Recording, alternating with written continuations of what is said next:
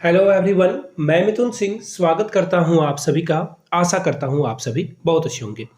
BSTET आपने पता ही कर लिया होगा। देखिए, बिहार के द्वारा जो है स्पेशल सिलेबस जारी किया गया है। एक्चुअली स्पेशल टीचरों की जो है एग्जाम होने वाली है और इसमें जो है पूरे सिलेबस को हम लोग देखेंगे कि क्या क्या आपको पढ़कर जाना है। बस आपको इतना पढ़ लेना है, उसकी सिलेबस मैं आपके सामने दिखा रहा हूँ। देखिए, बस का मतलब ये होता है जो ऑफिशियल सिलेबस है उसे ही पढ़ना है, बाकी किसी चीज़ों को पढ़ने की ज़रूरत नहीं है। एग्जाम पैटर्न को हम लोग फॉलो करेंगे, सिलेबस को हम लोग फॉलो करेंगे। तो चलिए, इस पीडीएफ को मैं ओपन कर लेता हूं और जो भी जानकारी यहाँ पे दी गई है वो मैं आपके साथ साझा करता हूं।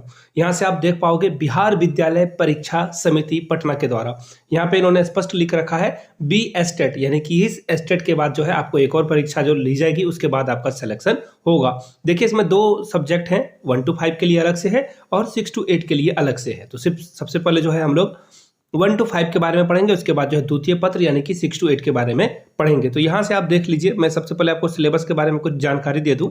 यहाँ से देखो, परीक्षा का पैटर्न कैसा रहेगा। मल्टीपल चॉइस क्वेश्चन रहेंगे, MCQ रहेंगे और प्रत्येक पत्र में 150 बहुविकल्पीय यानी कि आपके सामने 4 ऑप्शन या 5 ऑप्शन रहेंगे और प्रत्येक प्रश्न का 1 अंक आपको मिलेगा। नेगेटिव मार्किंग नहीं होगी। तो कुल मिलाकर बात यह है कि 150 मार्क्स का एग्जाम आपसे लिया जाएगा और 150 मिनट का जो है आपको समय भी दिया जाएगा। ये मिनट हो गया, ये आप यहाँ पे मार्क लिख लो। एक्चुअली मार्क्स होता है ऐसा लगाना है, बट वो एक्चुअली लो लिख देता हूँ मैं। तो ये बातें क्लियर हो गई। आपको 1 मिनट में एक क्वेश्चन को जो है आपको सॉल्व करने का समय मिलेगा। कुल जमा बात ये हुई। अब आगे देख लीजिए कैसे कैसे इसकी पासिंग मार्किंग है। यहां से आप देख सकते हो, परीक्षा जो है CBT यानी कि कंप्यूटर बेस्ड टेस्ट लिया जाएगा। कुल मिलाकर बात यह है कि एग्जाम आपका ऑनलाइन लिया जाएगा, ऑफलाइन पेपर नहीं होगा। अब देख लीजिए कुछ सिलेबस के बारे में जानकारी के अलावा जो है पासिंग मार्क्स क्या रहेगा। अगर आप जनरल से आते हैं तो 50% में आपका काम चल जाएगा, यानी कि 75 नंबर आपको लाने हैं 150 में। पिछड़ा वर्ग से अगर आप हैं तो 45.5% अंक लाना होगा।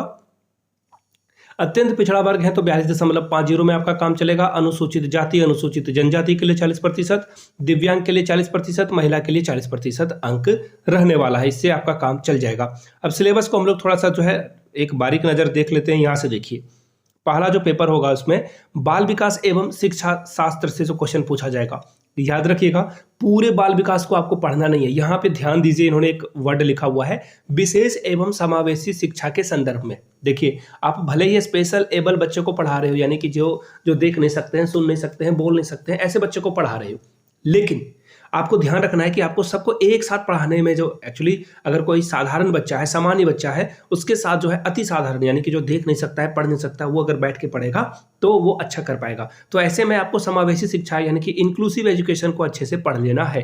इंक्लूसिव एजुकेशन में जो बातें कही गई है उसे आपको पढ़ लेना है। आगे देखिए, 30 क्वेश्चन यहाँ से पूछा जाएगा CDP से और 30 क्वेश्चन के लिए आपको 30 मार्क्स जो है यहाँ पे देखने को मिलता है। आगे देख लेते हैं, भाषा 1 में जो अनिवार्य विषय है हिंदी, उर्दू, बांग्ला में से कोई एक आपको चुनना होगा। एक सब्जेक्ट यहाँ से, एक सब्जेक्ट आपको जो है इंग्लिश लेना ही होगा, ये अनिवार्य है। यहाँ से आप जो है किसी एक को चुन सकते हो, लेकिन इंग्लिश जो है अनिवार्य है। 30 अंकों का प्रश्न आपसे पूछा जाएगा। आगे देखिए, गणित है और पर्यावरण अध्ययन है। अगर मैं आपको बोलूं कि ऐसा सिलेबस आपने CTET में देख रखा था तो बिल्कुल जी हाँ, 1 to 5 के लिए CTET में आपने ऐसा पेपर जो है अटेम्प्ट किया ही होगा। लेकिन ये जो CDP है, पूरे CDP को मत पढ़ना, बाकी यही बातें थी।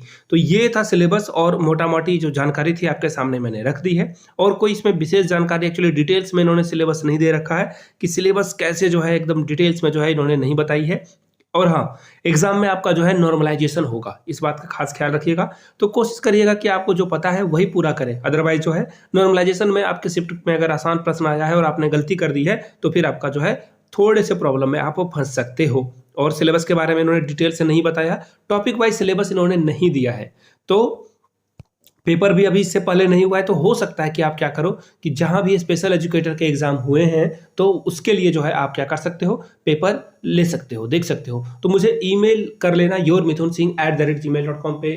तो वहां से अगर कुछ स्पेशल एजुकेटर के पेपर है वो मैं आपको प्रोवाइड कर दूंगा। इंस्टा पे हो तो मुझे फॉलो कर लीजिए @imithunsingh पे। तो वहां से भी आपको मैं प्रीवियस क्वेश्चन पेपर अवेलेबल करा दूंगा। वीडियो को यहाँ तक देख लिया, अच्छा लगा है तो नीचे कमेंट सेक्शन में एक बार जय हिंद जरूर लिखिएगा। मिलते हैं किसी और वीडियो में किसी और टॉपिक के साथ। जय Hind, thank you so much.